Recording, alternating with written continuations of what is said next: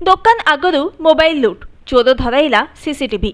ଭୁବନେଶ୍ୱର କଳ୍ପନା Bargarh traffic ଛକ ନିକଟରେ ଆଜି ସକାଳ ପ୍ରାୟ 9:30 ଦୁଇ ଜଣ ମୋବାଇଲ ଲୁଟେରା ଚତୁରତାର ସହିତ ସ୍ଥାନୀୟ ଏକ ଗାଡ଼ି ପାର୍ଟସ୍ ଦୋକାନ ଆଗରେ ଥିବା ସ୍କୁଟିରୁ ଏକ ମୋବାଇଲ ଫୋନ୍ ଚୋରି କରି ନେଇଥିଲେ। ଏହାକୁ ଅନ୍ୟ ଜଣେ ସହଯୋଗୀଙ୍କୁ ରାସ୍ତା ଉପରେ ଦେଇ ଖସି ଯାଇଥିଲେ। ତୁରନ୍ତ ଏହାର ଦୃଶ୍ୟ ସିସିଟିଭିରୁ ଦେଖି ସ୍ଥାନୀୟ ଲୋକେ ଜଣେ ଲୁଟେରାକୁ ଧରିବା ସହିତ ବରଗଡ଼ ପୋଲିସ ଜିମା ଦେଇଛନ୍ତି। ସେମାନେ ଶ୍ରମିକ ଶ୍ରେଣୀର ଜଣାପଡ଼ିଥିବା ବେଳେ ମୋବାଇଲଟି ଜବତ ହୋଇପାରି ନାହିଁ। ଏହି ଘଟଣାରେ ଆହୁରି ସନ୍ଦିଗ୍ଧ ଥିବା ସନ୍ଦେହ କରିଛନ୍ତି ସ୍ଥାନୀୟ ଲୋକେ।